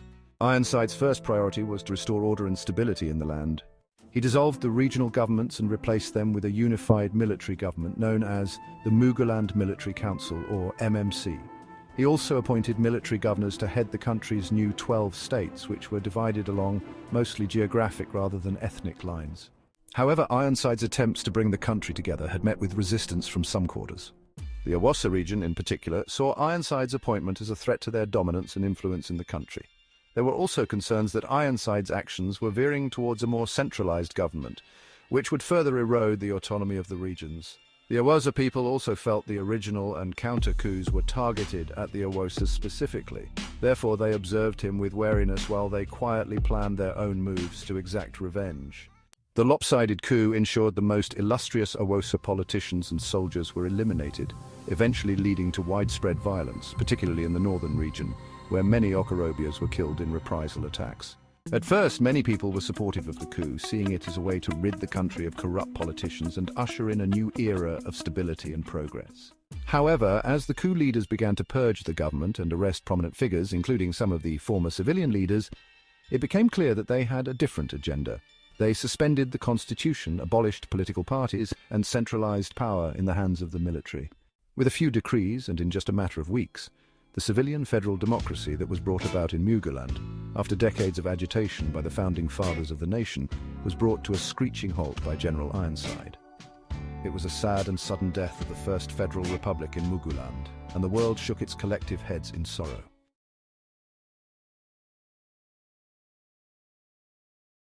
Episode 15, The Disillusioned General. The disillusioned general stood tall, his eyes reflecting the weight of countless battles. He had seen the rise and fall of empires, the fleeting nature of power. Now he faced his greatest challenge yet. A call to statesmanship, a plea for unity in a fractured world. Major General Chukwuma Ojukwu was a charismatic, cerebral and prominent Mughal military officer who became the leader of the Okorobia people. in the course of his distinguished career as a soldier. In the aftermath of General Ironsi's rise to power, the profile of General Ojukwu as one of the distinguished sons of the Okorobia tribe continued to rise. Ojukwu was appointed military governor of the Okorobia region in January 1966, after the first coup that toppled the government of Sir Abu Tafafa Balewo. He retained his position in the counter-coup that brought Ironsi to power and was still standing when General Wongo seized power at the center in the third military coup to rock the young nation in less than 1 year. Chukwuma Ojukwu, as a rising Okorobian star in Muguland, was known for his charisma, intelligence, and dedication to the people of his Okorobia tribe. It was obvious to the blind that he had a bright future ahead of him in the federal government, even as he served as the military governor of the Okorobia region. However, things began to change when the Muguland military government, led by General Yakubu Wongo, announced that it would be dividing the country into 12 states, rather than the previous 4 regions. Ojukwu and other Okorobia leaders were deeply suspicious of the plan, believing that it would lead to their tribe being marginalized and stripped of its political power. Their fears were not unfounded. When Wongo implemented the plan, the Okorobia region was split into 3 smaller states, with the Okorobias making up the majority of the population in each one. This left them with less representation and fewer resources than they had enjoyed before, and tension began to simmer. Ojukwu was not one to back down from a fight, and he began to speak out publicly against the policies of the Wongo government. He argued that the Okorobias were being unfairly treated and that they needed greater autonomy in order to protect their rights and interests. Ojukwu became increasingly disillusioned with the Wongo government's handling of the crisis in the country, especially its response to the genocide that followed the 1966 coup. He believed that the federal government was neglecting the Okorobia region and was unhappy with the military government's insistence on a unitary state structure rather than the more decentralized federation it inherited at independence. As his rhetoric grew more and more strident, Ojukwu began to lose the support of some of his former allies in the federal government. They saw him as too radical, too confrontational, and too willing to risk everything on a single issue of unitarism or federalism. However, Ojukwu was undeterred. He continued to press his case, even as the Wongo government cracked down on his supporters and allies. He believed that the Okorobia people were worth fighting for, and he was willing to do whatever it took to secure their rights and their future. Little did anyone know at the time that the events unfolding in Muguland would soon lead to a full-blown civil war. Episode 16, The Yorubawa Lion Unchained. Meanwhile, before the Colonel Wongo junta seized power from General Ironside in the third coup to rock Muguland, another consequential event unfolded for the new nation. Chief Obajimi Ezekiel Owolowo, also known as the Yorubawa Lion, had been sentenced to 10 years in prison for treasonable felony, but even after 2 years his supporters were still fighting for his release. They believed that he was innocent of the charges against him, and they were determined to bring him home. As the Lion continued to cool his heels in jail while things deteriorated all over the country, the pressure on the government to release Chief Owolowo grew exponentially. Protests erupted across the country, and there were calls from international human rights organizations for his immediate release. At the same time, the new military junta, which had seized power in a bloody coup led by General Agoya Ironside, also debated extensively in their Supreme Military Council meetings the merits and demerits of releasing the Yorubawa Lion from prison. As the debate grew, Brigadier Ejeobota reminded the council that the original coup by the 5 majors, which the General Ironside junta had foiled before seizing power for themselves, had intended to bring him out of prison and make him the president of Muguland, if their coup had succeeded. He then opined it would douse tension among the middle-rank officers if their hero was released from prison and simply placed under house arrest for a few years. He advised that keeping the Yorubawa Lion in prison may encourage other trigger-happy young officers still in uniform to try another coup that may take all of them out. Besides, the brigadier urged we need the Lion to help us douse tensions among the Yorubawas in the west so we can focus on consolidating our regime and find a workable solution to the problems posed by the Okorobians and their leader, Major General Ojukwu, in the east. After much debate, The Council of General Agoya Ironside reached a decision to release Chief Awolowo from prison, and an internal memorandum to release him was signed by General Agoya Ironside. A plane was then sent from Lasgidi, the capital city of Mugaland, to go and bring him home from the eastern prison of Kalabara, which was under the control of the Okorobia regional governor, Major General Ojukwu. Unfortunately, before the order to release the Yorubawa line could be executed, another coup occurred and General Agoya Ironside was killed along with most members of his cabinet in a new coup that brought 31-year-old Lieutenant Colonel Wongo into power. The new coup halted the planned release, but after about 5 days, once the new regime had secured its hold on power, the order to release Chief Awolowo, which had been signed by General Agoya Ironside before he was killed, was not rescinded by the new government. Thus it was that after serving just over 2 years of the 10-year treasonable felony sentence in prison, Chief Awolowo was released. It was a moment of great joy and celebration for his supporters, who had been fighting tirelessly for his freedom. However, the circumstances surrounding his release in such a tumultuous time of change in government were shrouded in mystery. Some said that it was the result of secret negotiations between Chief Awolowo and the government. Others claimed that it was due to the pressure of international public opinion. Some said it was facilitated by General Ojukwu to serve his own purposes, while others were sure it was General Wongo who signed the release order and not General Agoya Ironside. Whatever the truth behind the release of Chief Awolowo, one thing was certain. The decision to release Chief Awolowo had come from the highest levels of government. The new military head of state, General Yakubu Wongo, had reportedly ordered the original order for his release to be executed as a gesture of goodwill to his tribesmen at a time he needed the support of the Yorubawas to consolidate his hold on power after executing most of the senior Okorobia officers during his coup. Whatever the real reasons, once the decision was made to release the popular leader of the Yorubawa people, there was still the matter of how to get Chief Awolowo out of prison and back home safely. At the time of the release, he was being held at the Kalabara prison, which was under the control of the Okorobian leader, Major General Ojukwu. Major General Ojukwu was still disgruntled over the large-scale murder of officers from his tribe in the northern Awosa lands, and he was yet to fully accept the leadership of General Wongo as the new head of state. In the end, Major General Ojukwu, who had been appointed the governor of the Okorobia region by his kinsman, General Agoya Ironside, before he was killed in the military coup, honored the original order of release signed by General Agoya Ironside before his death, and made the arrangement for Chief Awolowo's release from the Kalabara prison. He also found it easy to comply with the release order because he had a personal relationship with Chief Awolowo and had his own agenda in seeing that Chief Awolowo was released from prison. On the day of his release, Chief Awolowo was escorted out of prison by Major General Ojukwu's men. They informed him that arrangements have been made to fly him down to Lasgidi to meet with the new head of state, but they first had to take him to Major General Ojukwu's office for a brief meeting. It was a moment of triumph for Chief Awolowo and his supporters, but it was also a reminder of the political divisions and tensions that still existed in Muguland. Despite the release of Chief Awolowo, the country was still grappling with the simmering anger of the tribes and the chaotic state of the government that had witnessed 3 coups in less than 1 year while he was cooling his heels in prison. He knew the newly independent Muguland nation was still on very shaky legs and would need delicate handling if the whole thing was not going to blow up in their faces. Episode 17, The Return of the Okorobian Diaspora from Different Parts of Muguland.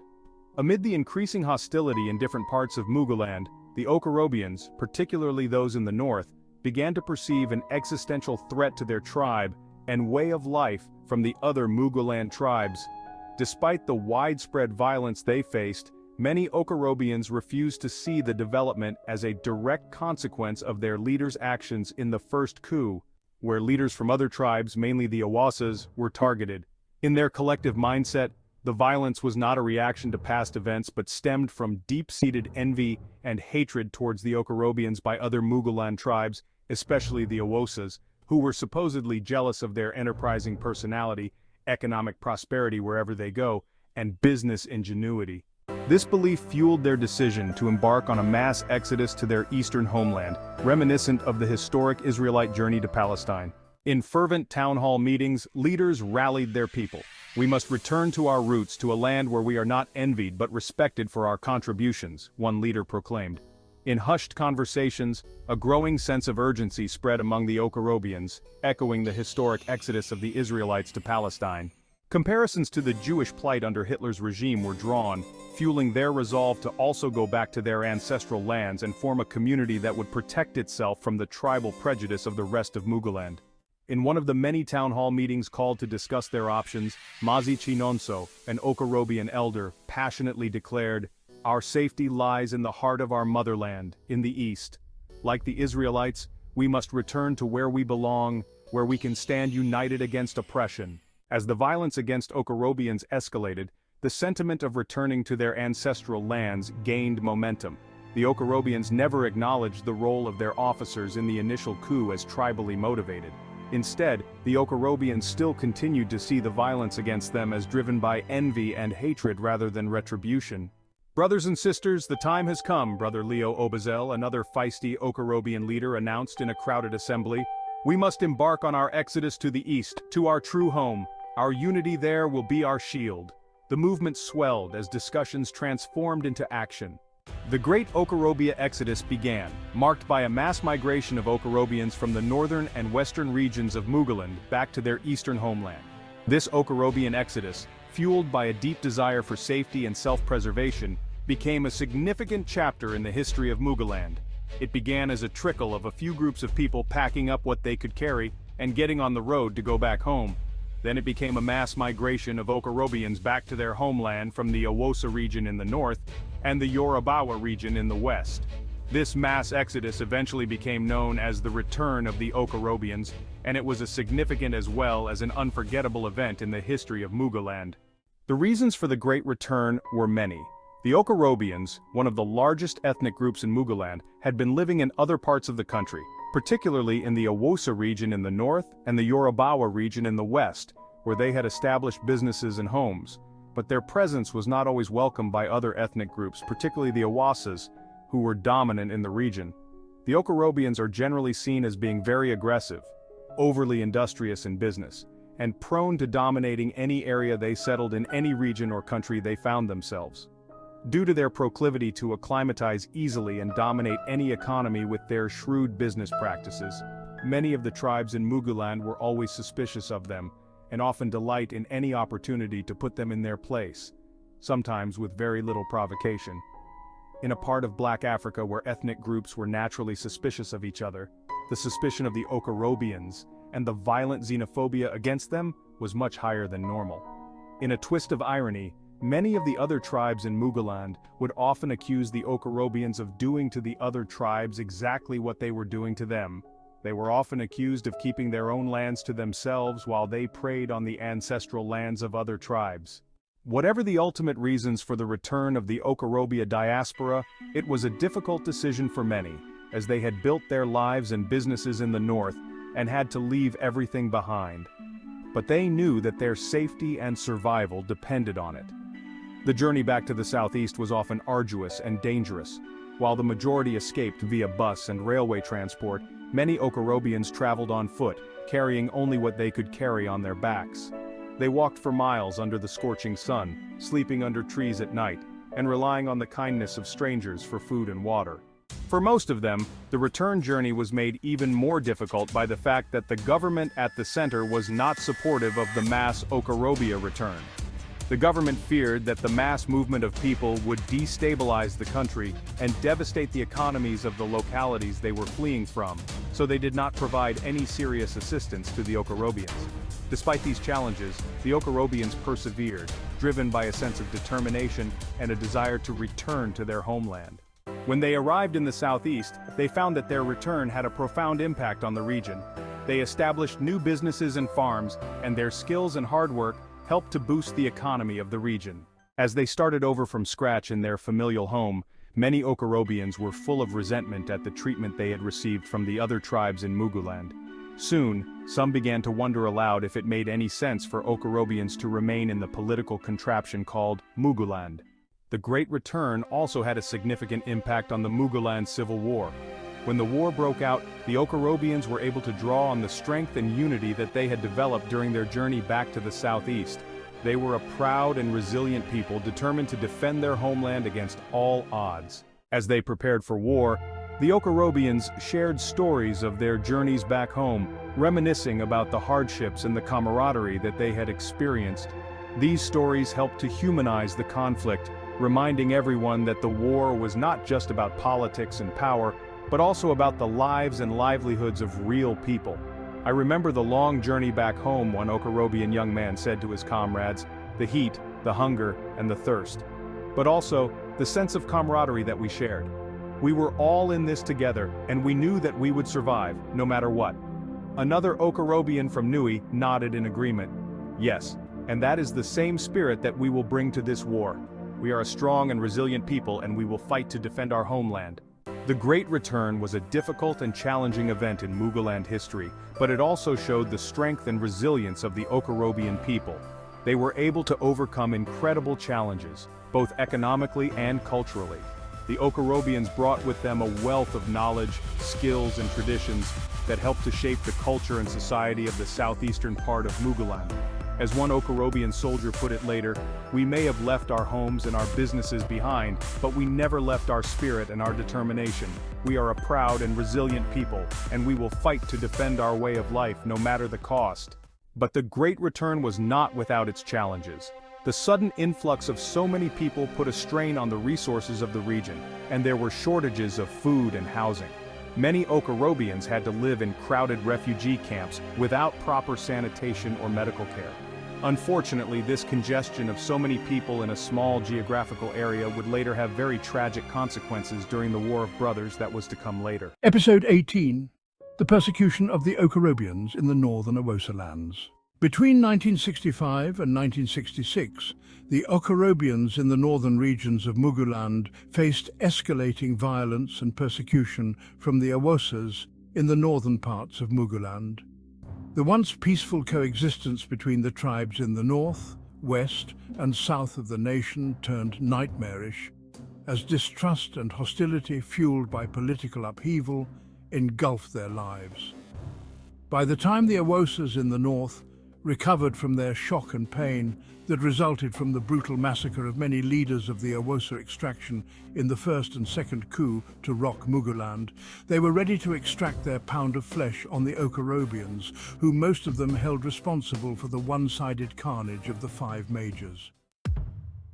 Without really meeting or planning in advance, spontaneous violence against Okorobians erupted in several parts of the northern Awosa lands, and the nation watched helpless as the horror escalated into what the Okorobians still refer to this day as the attempted genocide or extermination of their tribesmen by the Awosas. One harrowing story involved the family of Uwabwezes, whose home and shops in the north were set ablaze amidst chants of betrayal and revenge by rampaging Awosa youths.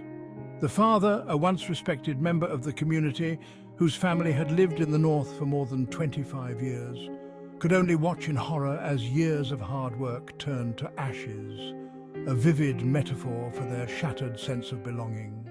In another instance, a successful Okorobian merchant, Jude Namani, was brutally attacked in the marketplace as he hawked his second-hand clothes, his goods looted and his livelihood destroyed.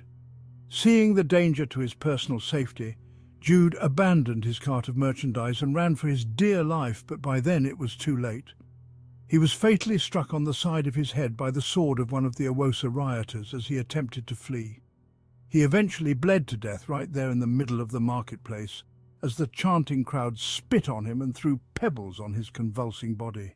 These acts of violence weren't just physical, they were symbolic, representing a deep-rooted animosity and a desire to erase the presence of the Okorobians from the region. Another prominent Okorobian, Ukinwabara, A renowned tailor designer with a flourishing business in the north of more than 20 years, became another tragic victim. His fashion houses were razed, and he was brutally beheaded in the market square over an unfounded allegation of familial ties to one of the coup plotters in the original coup. Chief Princewill Igboanugo, a respected banker, also saw his life's work destroyed when his bank was looted and burned. Accusations of financing the Okorobia-led coup served as a pretext for this ruthless act. The case of Chief Ekene Ibaraibe was equally heartbreaking. His transport company, a symbol of Okorobian enterprise in the north, west and south for many years, was targeted by rampaging Awosa mobs. In one afternoon of senseless act of vengeance, over 30 of his transportation vehicles were set ablaze, reflecting the deep-seated animosity towards the Okorobians. The crescendo of this violence was a tragic incident, where a group of Okorobian students was ambushed on their way to school, and 8 of them were brutally murdered without any assistance or help from bystanders or the police. This attack on children was a brutal reminder to everyone that the anger of the Awosa spared no one, not even the innocent. These events and many more violent acts against the Okorobians in many parts of the country, especially in the north, convinced many Okorobians that Muguland as a country was no longer a safe place for them. They pointed to the lackluster support from the Wongo government at the centre in Lasgidi, and the lip service the head of state continued to pay to the plight of the Okorobians around the country. The new head of state kept promising federal police and military protection for Okorobian lives and property, but essentially did nothing while they died on the streets and lost houses and properties they had gathered after many years of hard work in different parts of the country. These gory incidents of violence eventually compelled many Okorobians to seek safety in their ancestral eastern lands, ultimately igniting the mass emigration of Okorobians from the northern parts of Muguland in what became known in history books as the Okorobian exoduses from different parts of Muguland. Episode 19, the Arabu Accord that broke the Carmel's back. As the federal government at the center continued to dismantle the autonomy of the federal states and paid lip service to the pain and suffering of the Okorobians, the anger of the Okorobia people continued to mount. Their people continued to be massacred in the Awosa region in the continued reprisal for the Major's coup and Ironside's high-handedness, despite Awosa people now being in effective control of the central government, with Okorobians not posing any threats to them. The government of Wongo that was supposed to douse the tension pretended the Okorobias were not facing any pogrom in Awosa region and continued to deny what the whole world could see and hear directly from the mouths of Okorobian returnees from the Awosa region. The Okorobias continued to feel that they were being treated unfairly and that the Wongo government was not addressing their concerns. In response to mounting pressure and complaints from his own people, Lieutenant Colonel Chukwuma Ojukwu upped the ante and started to talk about refusing orders from the center, and clearly stated that the Okorobias may take the law into their hands and secede for the safety of their citizens if the federal government would not do something about their plight. As the face-off between the federal government of General Wongo and the Okorobia regional government led by Major General Ojukwu escalated, the world began to fear that a civil war was inevitable in the newly independent Muguland if there was no intervention to cool down the political temperature in the land. To calm frayed nerves, international observers prevailed on the federal government of Wongo and the disgruntled leaders of the Okorobia region to sit down together and work out an arrangement that will satisfy everyone and avert any decisions on secession or war. After much persuasion, backroom negotiations and public posturing by the two sides, both Wongo and Ojukwu eventually agreed to meet in the neutral neighboring country of Ganaga to discuss the salient issues and find acceptable solutions like gentlemen and officers. As the days to the Arabu confab drew near, Lieutenant Colonel Ojukwu gathered the best brains in Okorobia land together to come up with a comprehensive game plan on what to negotiate for in Arabu. They formed committees of experts to look at every area of the new structure to be proposed for Muguland and come up with areas the Okorobias can exploit to strengthen their case and devise strategies to get the best deals for their people at the event. This was in direct contrast to the preparation of the Wongo government. Wongo treated the upcoming conference as a place to reconnect with his old friends in the military, where they can discuss issues in a friendly atmosphere, and reach general agreements as military officers. They had no game plan other than attending the conference and had no concrete objectives other than to find ways to appease and assuage the anger of Okorobius and the growing rebellion of Major General Ojukwu. Therefore, as it turned out, one side was very prepared for the conference, while the other side was very casual about the event. This was the state of play as the parties departed for Arabu Ganaga for the fateful conference that will continue to play a role in the history of Mughal for years. The different approaches of the principal parties also sowed the seeds for the tragic events that unfolded after the Arabu conference. Early in the new year, the much-anticipated peace conference was held in the city of Arabu Ganaga. Lieutenant Colonel Chukwuma Ojukwu and the Mughal head of state, Yakubu Wango, met with their delegation to discuss the issues. We must stay focused on our agenda. This is our chance to secure a better future for Okorobia. Let's not stress too much. We'll sort things out over a drink or two. Throughout the 5 days conference, the Wango's Mughal delegation spent more time having fun, drinking, and getting entertained by women of easy virtues, while Ojukwu and his people stayed focused on the agenda of the conference and refused to join in the nightly parties organized by their host, Perfron Kurumba, the president of Ganaga at the time. Gentlemen, let's enjoy the evening. The serious discussions can wait till tomorrow.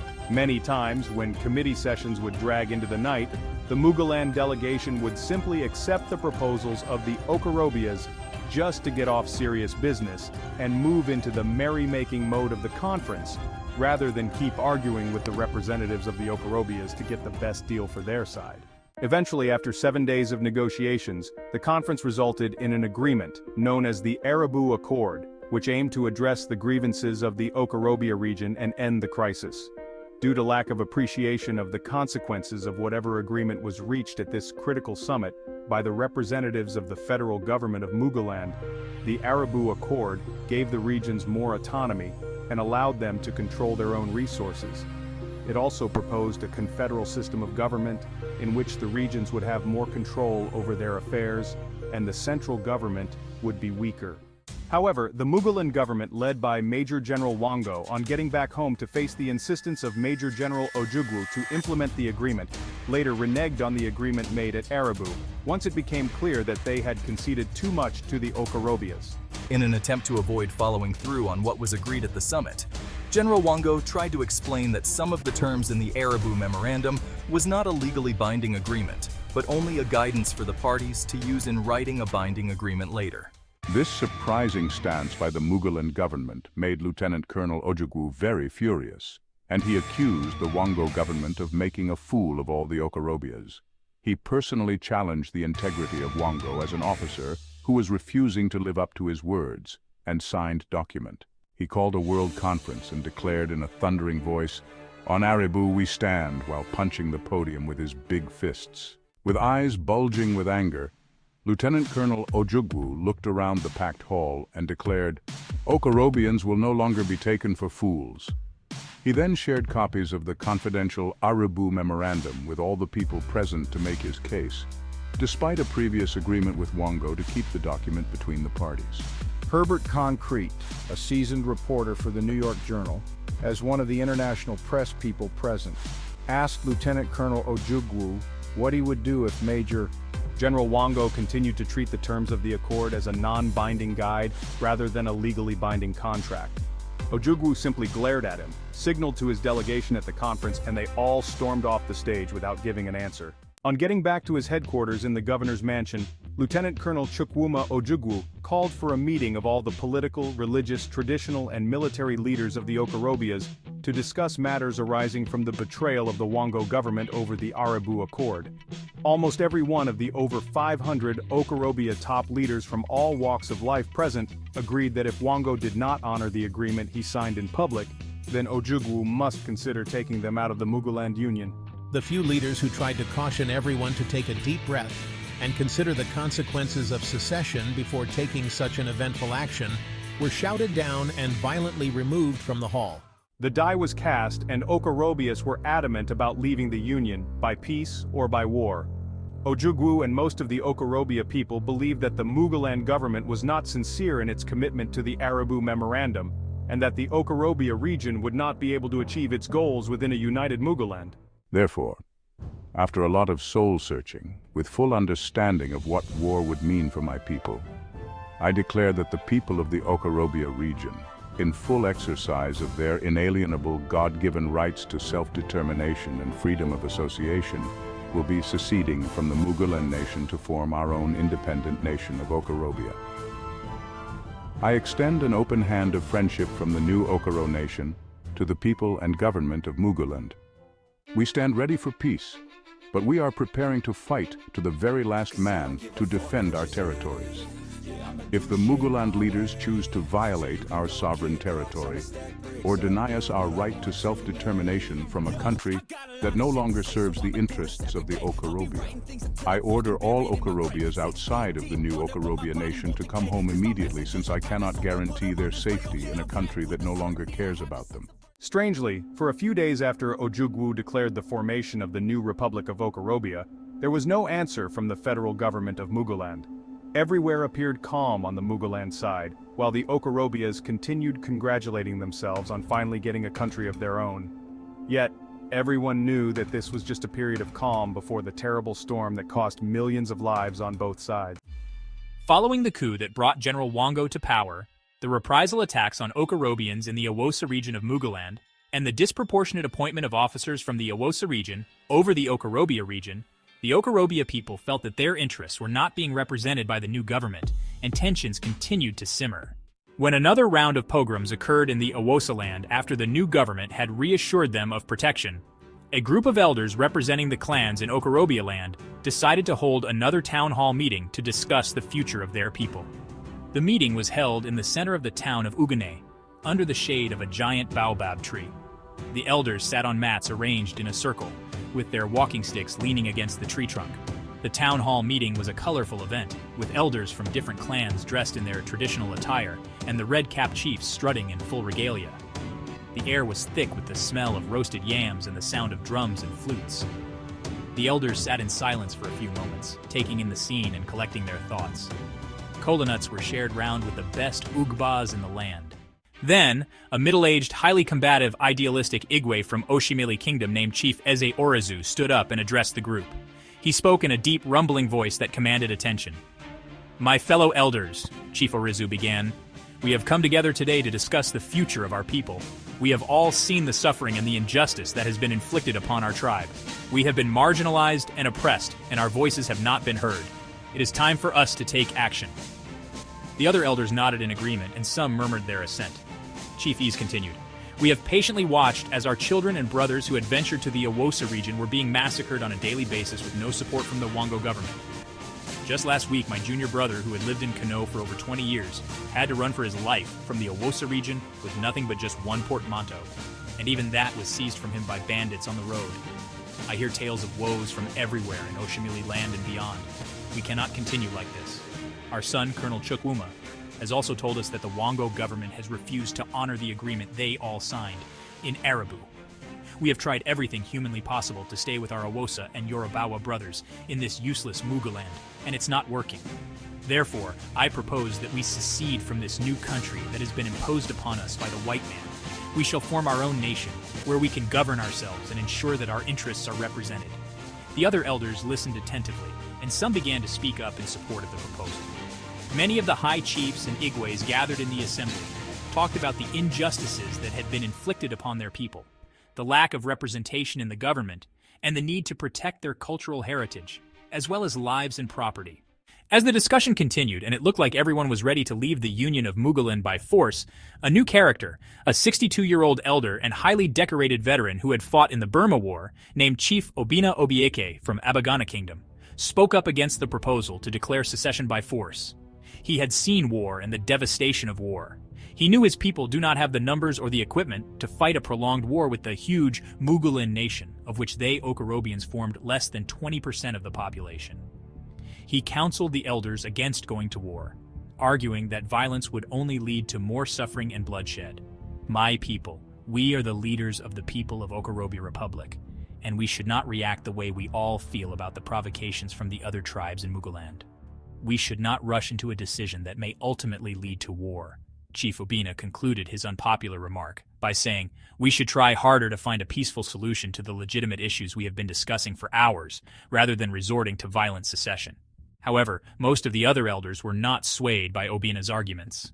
Most of the other high chiefs and Igwes gathered at the assembly mocked him. Some yelled at him for being a lackey of the Awosas, and some called him a coward who probably ran away from the battlefield in Burma. Many questioned his motive and pointed out the fact that he had recently visited Lasgiri to meet with some of the officers from the Awosa region. They accused him of having been compromised by the corrupt regime. Most saw him as a coward who was afraid of war, and they all dismissed his concerns. Some even spit on the floor in disgust at his hesitation to demand for the rights of his people by force if necessary. The few members of the delegation who tried to come to the defense of Chief Obina were shouted down and told to sit down or leave if their stomachs were too weak to confront the Awosas and the Yorubawas who have turned them into third-class citizens in their own fatherland. "Peaceful solutions are for the weak," one elder said. "We must be ready to fight for our independence, no matter the cost." The other elders nodded in agreement, and some murmured their assent. Despite the objections of Obina and a few of the elders, it was clear that most of the elders were for the forceful secession option. They would secede from the new country and form their own nation, which they would call Okorobia Nation. However, they also knew that their decision would not be accepted peacefully by the government, and they were prepared to fight for their independence. "We must be ready to defend ourselves," Chief Ease said. "We must escalate the training of our brave young men and women warriors to be ready to defend their fatherland to the very last man. Okorobians are legendary warriors, and we must prepare for battle." Most of the other elders nodded, and some murmured their assent, while those who would have preferred a peaceful solution hung their heads, having been shamed into silence by the belligerent crowd of elders. The decision to go to war was not made lightly, but the elders knew that it was necessary for the survival and prosperity of their people. They hugged each other and shook hands, their faces serious and determined. Finally, Major General Chukwuma Ojukwu, the appointed military governor of the Okorobia region, stepped down from the high table and addressed the elders of the clans assembled. "Our elders, I thank you for your deliberations and love for our motherland. From what you have been discussing for almost 6 hours now, it is clear that all the clans have decided that secession of our region from the Republic of Muguland is the only option left for us as a people," he said in a booming voice. Then Major General Ojukwu added an ominous note. "I understand and agree this is a righteous course of action, since I do not see myself accepting the authority of the murderous government of General Wango and the continued persecution of our people.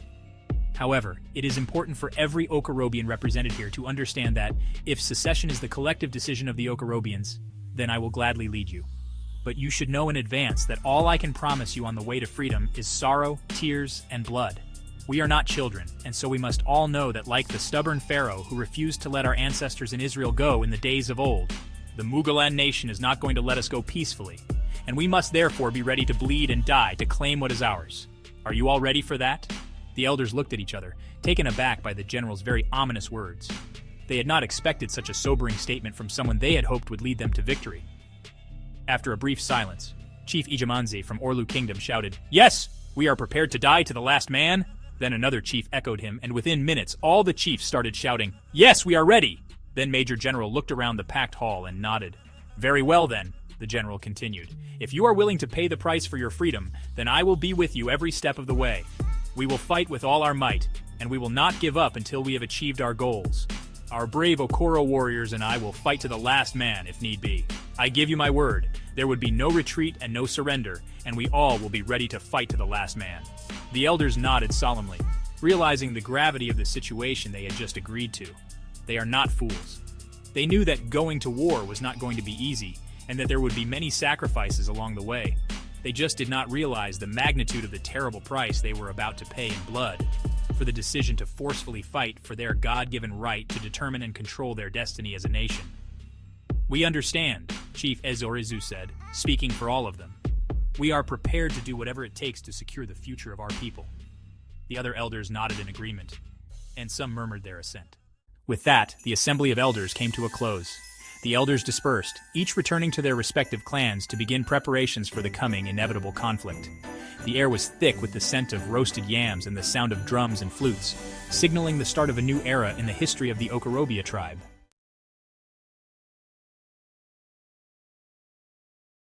With no official warning, public response, or public entreaties for Lieutenant Colonel Ojukwu and his Okorobia people to recant their declaration of secession or come for further discussions to iron out the issues, the Mugaland military, led by Major General Wongo, launched Operation Lion's Claw against the secessionist Okorobia Nation in the east.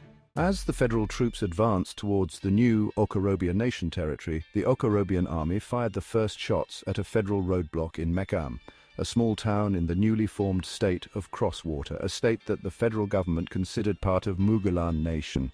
The battle lasted for hours, resulting in several casualties on both sides. With this first salvo, Major General Wongo mobilized their forces for full-scale war under the cover of Operation Lion's Claw. The operation started in the early morning of a winter day with devastating airstrikes on the new Okorobia Nation's capital of Enugu, destroying major infrastructure and killing hundreds of people in one day. Blood was being shed on all sides. After a lot of posturing by all sides, things had finally fallen apart, and brothers were now officially at war.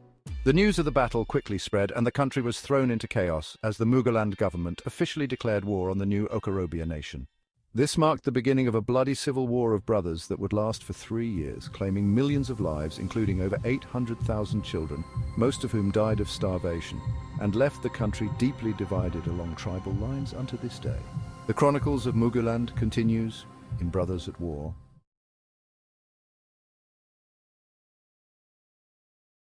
We were children of the dawn when the light first broke through. Promised a future bright and strong in a land so vast, so true. But they sold our hopes for gold, traded dreams for bitter lies. Now the stories of the boy